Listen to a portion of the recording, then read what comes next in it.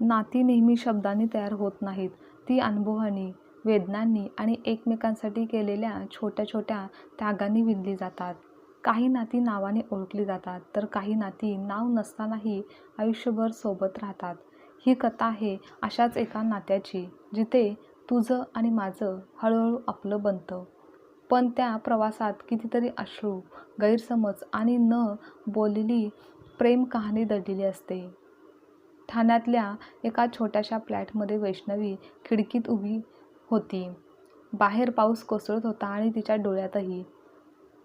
तिच्या हातात एक जुना फोटो होता. ती आणि सूरज दोघंही हसत होते, अगदी मनापासून. पण आज त्या फोटोमधलं हसू तिच्या आयुष्यात उरलेलं नव्हतं. खरंच, नातं तुझं आणि माझं इतकं कमजोर होतं का? ती स्वतःशीच पुटपुटली. वैष्णवी आणि सूरजची भेट कॉलेजमध्ये झाली होती. पहिल्याच दिवशी वैष्णवी थोडी शांत, अभ्यासू मुलगी होती आणि सूरज अगदी उलट, हसरा, बिनधास्त, सर्वांचा लाडका. नोट्स मिळतील का? पहिल्याच दिवशी सूरजने विचारलं. वैष्णवीने वर बघितलं. थोडीशी चिडली. कारण पहिल्या दिवशी नोट्स? हो, कारण पहिल्याच दिवशी मला तू आवडली आहेस, असं तो हसत म्हणाला.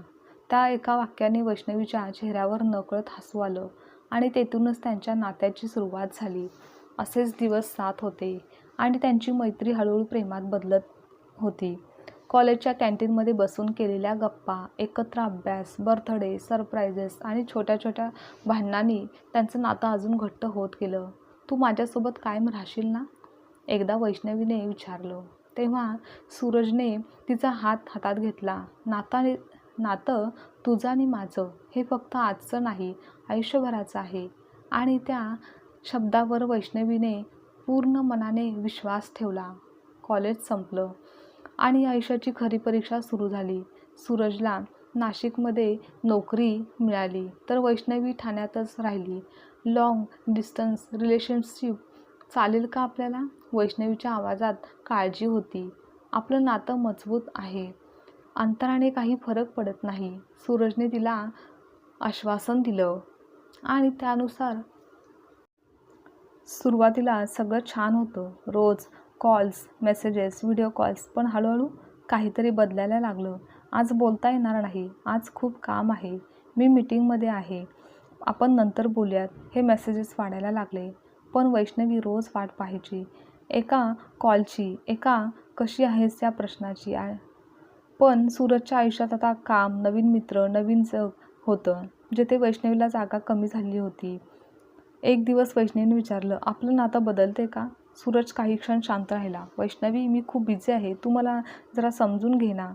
मी समजून घेते, पण तू मला समजून घेतोस का? पण त्या प्रश्नाचं उत्तर त्याच्याकडे नव्हतं. आणि त्यानंतरच्या काही महिन्यांनी वैष्णवीला कळलं की सूरज ऑफिसमधल्या एका मुलीच्या खूप जवळ आला आहे. हे खरं आहे का?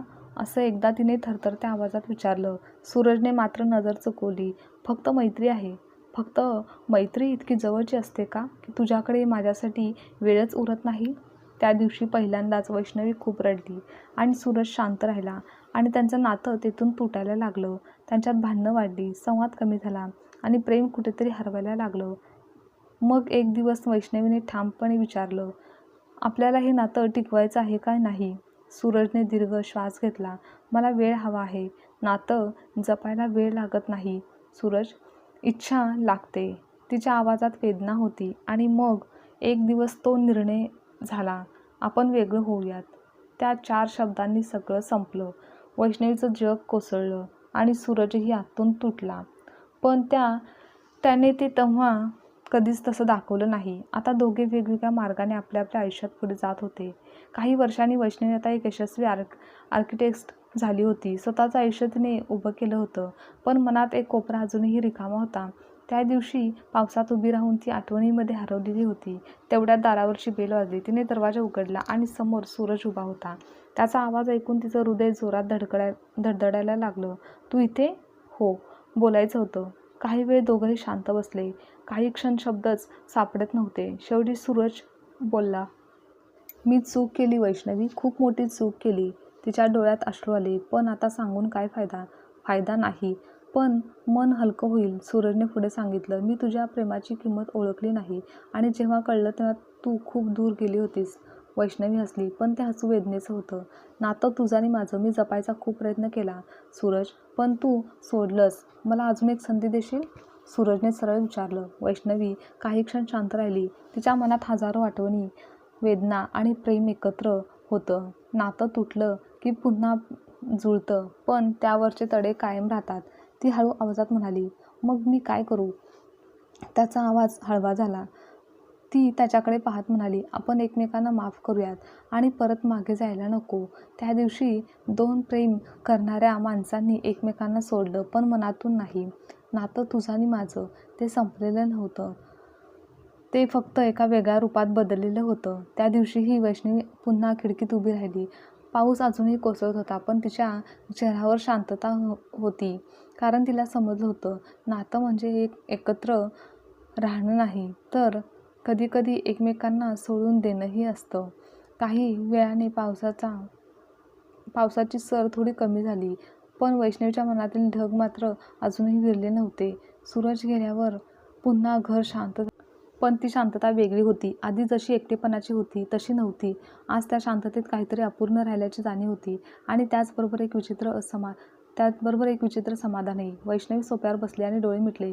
त्याच्या आठवणी पुन्हा डोळ्यासमोर उभ्या राहिल्या. कॉलेजचा पहिला दिवस, त्याचं हसणं, त्याचं नातं तुझं आणि माझं म्हणणारे शब्द. आणि पण तू आता परत का आलायस, असं ती स्वतःलाच विचारत होती. दुसऱ्या दिवशी सकाळी ती ऑफिसमध्ये गेली. कामात मन लावण्याचा प्रयत्न करत होती, पण मन सारखं कालच्या भेटीकडे जात होतं. वैष्णवी, सगळं ठीक आहे ना?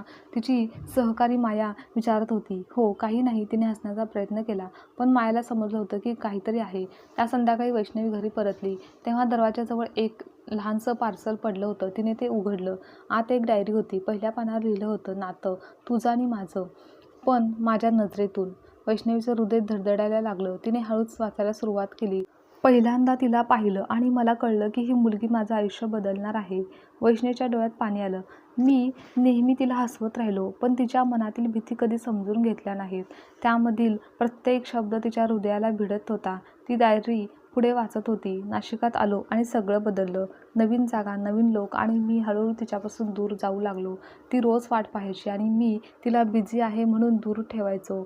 ऑफिसमधील ती मुलगी, ती फक्त एक मैत्रीण होती, पण मी त्यात अडकलो आणि वैष्णवीला गमावलं.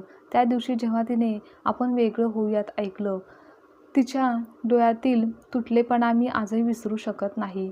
वैष्णवीने डायरी बंद करून ती रडायला लागली.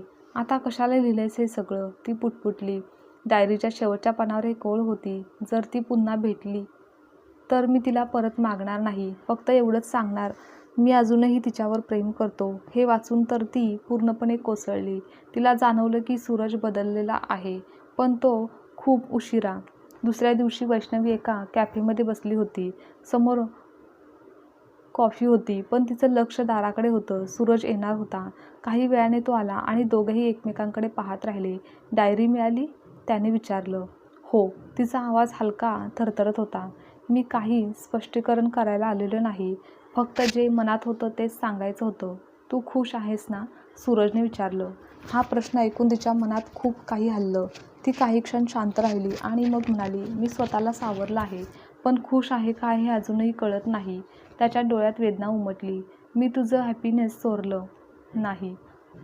वैष्णवी काही बोलली नाही, पण तिचं अश्रू उत्तर देत होते. मी तुला परत मिळवू शकत नाही, हे मला माहिती आहे, तो हळू आवाजात म्हणाला. पण मी तुझ्यासाठी काही करू शकतो का? ती त्याच्याकडे पाहत म्हणाली, हो. एक काम कर. काय? स्वतःला माफ कर आणि पुढे जा. आणि तू? त्याने विचारलं. मी पण प्रयत्न करते स्वतःला आणि तुला माफ करायचा. आता त्या दिवशी दोघे पुन्हा वेगळ्या वाटेने निघाले, पण यावेळी मनात राग नव्हता, फक्त एक हलकं दुःख आणि शांत स्वीकार होता. काही महिन्यांनी वैष्णवी एका प्रोजेक्टसाठी गोव्यात गेली होती. समुद्रकिनाऱ्यावर उभे राहून ती सूर्यास्त पाहत होती. तेवढ्यात कोणीतरी मागून म्हणालं, तू अजूनही तसंच सनसेट बघतेस? ती वळली आणि समोर सूरज उभा होता. मग दोघेही हसले. कधी कधी वाटतं नातं संपलं नाही, सूरज म्हणाला आणि तिने मान हलवली. हो, ते फक्त बदललेलं आहे. काय? आपण पुन्हा मित्र होऊ शकतो? त्याने विचारलं. तर ती थोडा विचार करून म्हणाली, मित्र होण्यासाठी आधी आपल्याला भूतकाळ विसरावा लागेल आणि तो इतक्या सहज विसरता येत नाही. मग आपण ओळखीचे राहूयात, जिथे आदर असेल पण अपेक्षा नाहीत. आता अच्छा, नातं तुझं आणि माझं आता एक्सपेक्टेशन शिवायचं आहे, हो ना? ती हसली. हो. आणि कदाचित म्हणूनच ते आता जास्त प्रामाणिक आहे. सूर्य पूर्णपणे मावळला, पण त्या संध्याकाळी दोघांच्या मनात एक नवीन प्रकाश उगवला होता. गोव्याच्या त्या संध्याकाळीनंतर ती आणि तो पुन्हा आपापल्या आयुष्यात परत गेले. यावेळी मन मात्र काहीतरी वेगळंच बदललेलं होतं. दोघांनी एकमेकांना गमावलं होतं, पण स्वतःला सापडायला सुरुवात केली होती. इकडे परतल्यावर वैष्णवी तिच्या कामात पुन्हा गुंतली. नवीन प्रोजेक्ट, नवीन क्लायंट्स आणि स्वतःसाठी थोडासा वेळ. एक दिवस ती एका मोठ्या प्रोजेक्टच्या मीटिंगला गेली होती. हाय, आय एम पंकज, एक आवाज तिच्या कानावर आला. तिने मागे वळून पाहिलं. एक साधा, शांत चेहरा, पण डोळ्यात आत्मविश्वास. वैष्णवी, तिने थोडंसं हसत उत्तर दिलं. पंकज त्या प्रोजेक्ट टीमचा लीड होता. कामाच्या निमित्ताने दोघे रोज भेटायला लागले, बोलायला लागले. पंकज वेगळा होता. तो जास्त बोलत नव्हता, पण जे बोलायचा ते मनापासून बोलायचा. तुला कॉफी आवडते का, असं एक दिवस त्याने विचारलं. हा प्रश्न आधीही कोणीतरी विचारला होता. मग उत्तर काय होतं, पंकजने उत्सुकतेने विचारलं. तेव्हा हो होतं आणि आजही होच आहे, ती हलकंसं हसत म्हणाली. आता कॉफीच्या त्या भेटीत वैष्णवीला जाणवलं की पंकजसोबत बोलताना तिला कोणताही ताण जाणवत नव्हता, कोणतीही अपेक्षा नव्हती, कोणताही भूतकाळ नव्हता. तर त्याच दरम्यान सूरजही त्याच्या आयुष्यात पुढे जायचा प्रयत्न करत होता. तो आता आधीसारखा नव्हता, कामात प्रामाणिक, नात्याबद्दल सजग आणि सर्वात महत्त्वाचं म्हणजे स्वतःच्या चुका मान्य करणारा. पण एक गोष्ट अजूनही बदललेली नव्हती, वैष्णवीबद्दलचं त्याचं प्रेम. एक दिवस सूरजला कळलं की वैष्णवी एका नवीन व्यक्तीसोबत दिसत आहे आणि त्याचं हृदय क्षणभर थांबलं. हीच का ती वेळ जिथे मला तिला पूर्णपणे सोडावं लागेल, तो स्वतःशीच असं बोलला. तर तिकडे वैष्णवी आणि पंकजची मैत्री हळूहळू घट्ट होत होती. तुझ्या आयुष्यात कोणी होतं का आधी, पंकजने एकदा सरळ विचारलं. ती काही क्षण शांत राहिली. हो, होतं. आणि आता आता त्या आठवणी आहेत. पंकजने तिच्याकडे पाहिलं. तू अजूनही त्याच्यावर प्रेम करतेस का, हा प्रश्न ऐकून तिच्या डोळ्यात पाणी आलं. प्रेम संपत नाही, ते फक्त बदलतं. त्या उत्तराने पंकज सगळं समजून गेला. मी वाट पाहू शकतो. ती चकित झाली. कशाची, तुझ्या मनाच्या पूर्णपणे मोकळे होण्याची. आणि त्या दिवशी वैष्णवीला जाणवलं की हे नातं वेगळं आहे. ते कोणताही आग्रह नाही, कोणतीही जबरदस्ती नाही, तर फक्त शांत साथ आहे. काही दिवसांनी वैष्णवीचा वाढदिवस होता. ती ऑफिसमधून घरी आली आणि दार उघडलं. घर सुंदर सजवलं गेलं होतं. लाईट्स, फुले आणि टेबलवर केक. सरप्राईज, पंकज हसत उभा होता. तिच्या डोळ्यातही आनंद अश्रू आले. तुला कसं कळलं, तिने विचारलं. मी तुझा प्रोजेक्ट फाईलमध्ये डेट पाहिली, तो हसत म्हणाला. केक कापताना ती अचानक थांबली. काय झालं, प्रत्येक वाढदिवसादिवशी तो माझ्यासोबत असायचा, ती हलक्या आवाजात म्हणाली. पंकज काही बोलला नाही. त्या रात्री खिडकीत उभी राहून ती विचार करत होती. एका बाजूला भूतकाळ सूरज आणि दुसऱ्या बाजूला वर्तमान काळ पंकज. नातं तुझं आणि माझं अजूनही मला सोडवत का नाहीये, असं ती स्वतःला विचारत होती. तेवढ्यात फोन वाजला. स्क्रीनवर सूरजचं नाव झळकलं आणि तिचं हृदय पुन्हा जोरात धडधडायला लागलं. तिने कॉल उचलला. हॅपी बर्थडे वैष्णवी, त्याचा आवाज थोडा थरथरत होता. थँक्यू, तिने हळूच उत्तर दिलं. काही क्षण शांतता आणि मग सूरज म्हणाला, तू खुश आहेस ना, हा तोच प्रश्न, पण यावेळी उत्तर वेगळं होतं. ती काही क्षण विचार करून म्हणाली की मी प्रयत्न करते आणि कदाचित मला साथ मिळते. सूरज शांत झाला. गुड, तू कशी अशीच नेहमी खुश राहिलीच पाहिजेस. आणि फोन कट झाला. पण यावेळी ती रडली नाही. ती फक्त हसली हलकंसं, कारण तिला समजलं होतं नातं तुझं आणि माझं हे कधीच संपणार नाही, पण आता ते माझ्या आयुष्याचा एक भाग आहे, पूर्ण आयुष्य नाही. आणि पंकज, तो अजूनही तिथेच उभा होता, तिच्या आयुष्यात शांतपणे, संयमाने. रात्रीचा अंधार गडद होत चाललेला होता, पण तिच्या मनात मात्र युद्ध सुरू होतं. एकीकडे सूरज, ज्याच्यावर तिने मनापासून प्रेम केलं होतं, ज्याच्यासोबत तिने आयुष्याची स्वप्ने पाहिली, आणि दुसरीकडे पंकज, जो तिच्या आयुष्यात शांतपणे आला होता, कोणतीही अपेक्षा न ठेवता, फक्त तिच्यासोबत उभा राहण्यासाठी. त्या रात्री ती झोपू शकली नाही. ती स्वतःलाच एकच प्रश्न विचारत होती, खरंच माझं नातं कोणासोबत आहे? दुसऱ्या दिवशी तिने दोघांनाही भेटायचं ठरवलं. सर्वप्रथम ती सूरजला भेटायला गेली. एक शांत कॅफे. सूरज आधीपासूनच तिथे बसला होता. हाय वैष्णवी, त्याने हलकंसं हसत विचारलं आणि तिचं स्वागत केलं. मला काही विचारायचं आहे. ती सरळ मुद्द्यावर आली. हो विचार. जर मी तुझ्याकडे परत आले तर तू खरंच सगळं बदलशील? तो काही क्षण शांत राहिला. वैष्णवी, मी बदललेला आहे, पण एक गोष्ट मी परत आणू शकत नाही, तो विश्वास जो मी एकदा तोडला होता. तिच्या डोळ्यात पाणी आलं. मग आपल्याला पुन्हा सुरुवात करता येईल का? सूरजने तिच्याकडे पाहिलं आणि हळूच मान हलवली. माझं प्रेम अजूनही आहे, पण नातं परत तसंच होणार नाही. त्या उत्तराने मन तुटलं. पण तिला एक सत्य कळलं की कधीकधी प्रेम असलं तरी नातं जिवंत राहत नाही. मग ती तिथून उठली आणि थेट पंकजकडे गेली. पंकज तिची वाट पाहत होता. वैष्णवी, सगळं ठीक आहे ना? ती त्याच्यासमोर बसली आणि काही क्षण काहीच बोलली नाही. पंकज, मला भीती वाटते. कशाची? तो शांतपणे विचारत होता. पुन्हा कुणावर प्रेम करण्याची आणि पुन्हा तुटण्याची. तो हसला, पण त्याच्या डोळ्यात गंभीरपणा होता. मी तुझं भूतकाळ पुसू शकत नाही, पण मी तुझ्या भविष्यात तुझ्यासोबत चालू शकतो. पण जर मी पुन्हा तुटले तर? मग यावेळी तू एकटी तुटणार नाहीस. मी तुझ्यासोबत असेन.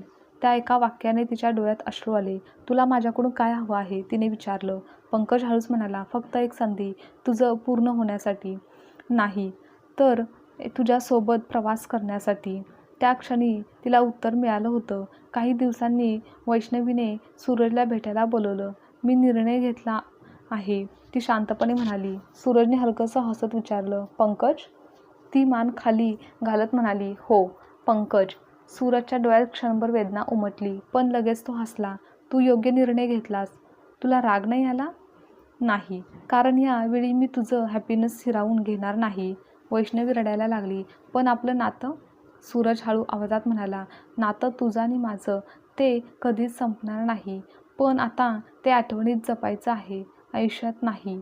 मग त्या दिवशी दोघांनी एकमेकांना शेवटची मिठी मारली. कोणताही राग नव्हता, तर फक्त एक गोड वेदना होती. काही महिन्यांनी वैष्णवी आणि पंकज एकत्र होते. कोणतीही घाई नव्हती, कोणतीही जबरदस्ती नव्हती, तर फक्त एक शांत प्रामाणिक नातं होतं. एक दिवस पंकजने विचारलं, तुला अजूनही त्याची आठवण येते? हो येते, पण आता ती मला दुखावत नाही, तर ती मला शिकवते. काय? की नाती म्हणजे फक्त प्रेम नाही, तर विश्वास, वेळ, एकमेकांसोबत राहण्याची तयारी असते. पंकजने तिचा हात हातात घेतला आणि आपलं नातं? ती हसत म्हणाली, आपलं नातं हे तुझं आणि माझं नाही, तर ते आपलं आहे. काही नाती आपल्याला सोडून जातात, जेणेकरून योग्य नाती आपल्याकडे येऊ शकेल. आजची कथा तुम्हाला आवडल्यास लाईक, शेअर, कमेंट करा आणि चॅनलवर नवीन असाल तर चॅनलला सबस्क्राईबसुद्धा नक्की करा.